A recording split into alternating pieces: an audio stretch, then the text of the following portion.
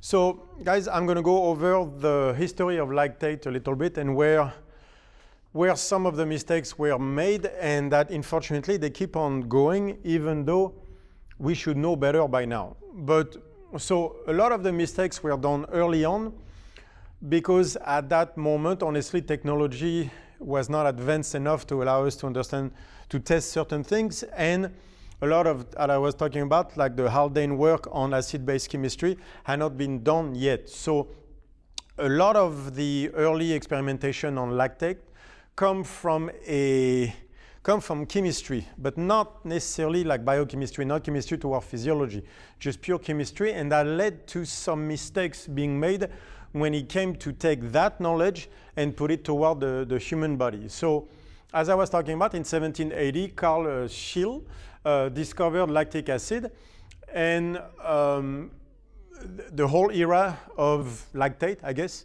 you would say, started around that, so 18th century. In 1808, Berzelius showed that in hunted stags, he discovered elevated concentration of lactate, so that fatigue and lactate seems to be linked in some shape or form. Turned out that's not what this was, but that's the first conclusion that was drawn at the time, and unfortunately, you're going to see that this conclusion is going to keep coming and coming and coming, even though there was a perfectly viable other hypothesis that could have been made at the time, should have been made at the time, but wasn't. So 1869, purification of lactic acid and optical isomer discovery, right? So that lactic acid becomes something. As I explained in the prior video, then from there we started to think in lactic acid in the body, even though that was mistaken. We should have said lactate, but anyway, let's move on. In 1907, papers from Fletcher and Hopkins, you see lactic acid, what they call HLA. Lactic acid is the energy donor toward muscle contraction. So again, lactic acid is incorrect, it's lactate, but at least we can see that lactate is what gives energy toward muscle contraction. So the field is progressing. In 1920, that dude is going to be very, very important. He did great work, but he also going to start a misunderstanding of lactate that is going to last till this day. Meyerhoff in 1920 was trying to show that glycogen is a precursor of lactate. And he's the one who stuck the electrode into the frog's legs, right, to make it contract. And then out of that contraction, he saw the production of lactate. His goal was to show that glycogen is a precursor of lactate. And he's right. Glycogen is so that it's a storage, right, of the glucose that was transferred into the muscle, and lactate was being produced. So in that study, he did a great job of proving that glycogen is a precursor of lactate. The problem is, out of that, he said something that turned out to be completely wrong. He said, well, once the muscle contracts, we see production of lactate. So that means that lactate is a waste product,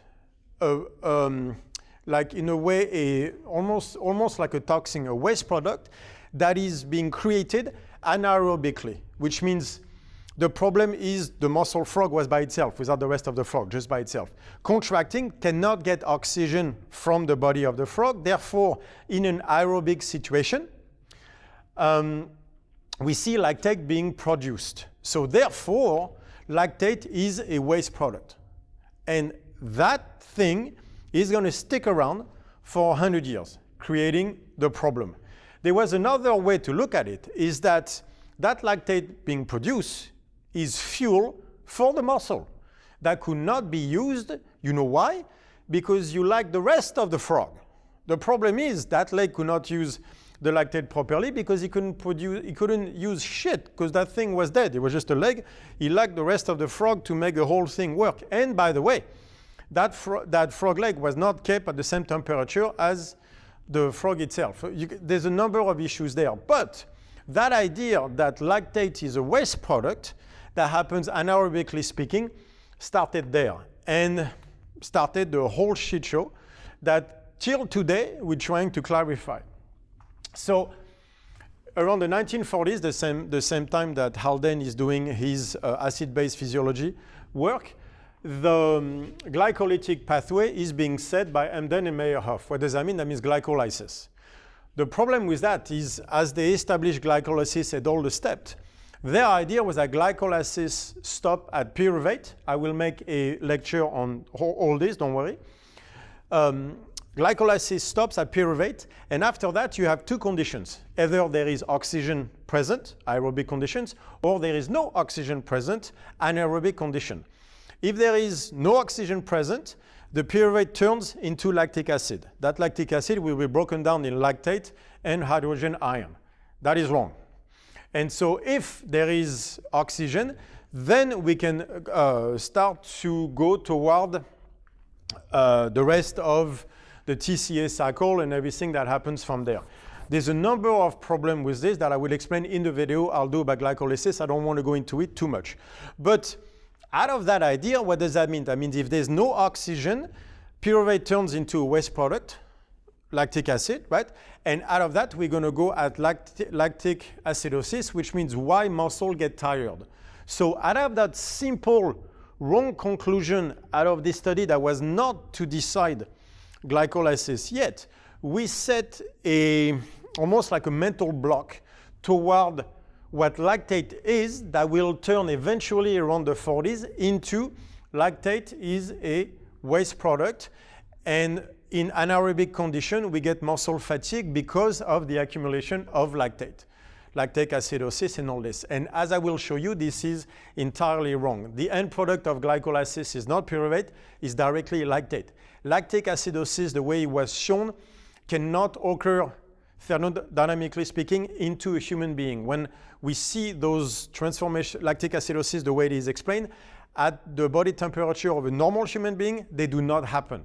So that's an entire new set of videos that I will make as well, but you could see where the problem started. And that mentality lasted till the 70s, till finally between the work of Haldane and Brooks started, and then there's Scher after that, and a number of guys that started to change the way we look at lactate. And finally, in 1984, Brooks comes with the lactate shuttle theory, where he's showing that lactate is not the waste product that it was thought to be for so long because of Meyerhoff, man. And that actually it was a fuel. It was a fuel for the muscles. It was a fuel for the brain. It was an anti-inflammatory. That lactate was actually something extremely useful. One of the most important things of the body is actually lactate, right? And then that started in 1984. Since then, namely because of Scher and Brooks being a pioneer when it comes to lactate, he's the one who changed everything, right? He had something, for example, called the cerebral lactate theory, which was showing that the end product of glycolysis in the brain is always lactate, not pyruvate. And that started to change the idea up to today that in general, glycolysis, the end product is lactate, not pyruvate. Otherwise, we would have to say that there is a body glycolysis versus a cerebral glycolysis, and that obviously makes no sense. And so I wanted to show you a little bit how the conversation about lactate came about, to show you that a lot of the problem is that we have not updated our knowledge since the 70s. Some do, don't get me wrong. Brooks is very famous and everything. But if I look at the fitness industry, if I look at a lot of basically what is called base knowledge that you see still in college, definitely in high school, most schools, namely the fitness industry, very, very famous people in the famous industry still treat lactate as a waste product because of studies that were done before 1970. There's been a lot of updating on the subject done since then, especially in when it touched to cerebral things, cerebral glycolysis, astrocyte that I talk about all the time. So most of people that are involved in neuroscience know what I'm talking about. For whatever reason, we have decided to split the brain and the body, like even glycolysis, which is a chemical reaction, are not the same in the brain and in the body. So there's been a split where in 1970s people started to get smarter about lactate, but started to go toward more the brain and neuroscience. I can't tell you why. Those are the weird things that happen in human history. Well, the rest of the world seemed to get stuck in a pre-1970 vision of lactate as a waste end product. that started literally 100 years ago. I mean, even before that. But as you can see, as usual in science, it's a comedy of error. This is how the human species moves forward. We make mistakes, and then we correct them, and then we move forward. That is completely normal. That is how science works. We make as many mistakes as we have to in order to move forward. The problem starts when we don't update the thing. We know better now that to call lactate a waste end product, and yet I still see it all the time. So I wanted to show you the history, the timeline of this, and from there I can go into precise points like glycolysis and update you on what we think until the next mistake, until what we think is correct. Thank you guys, talk to you soon.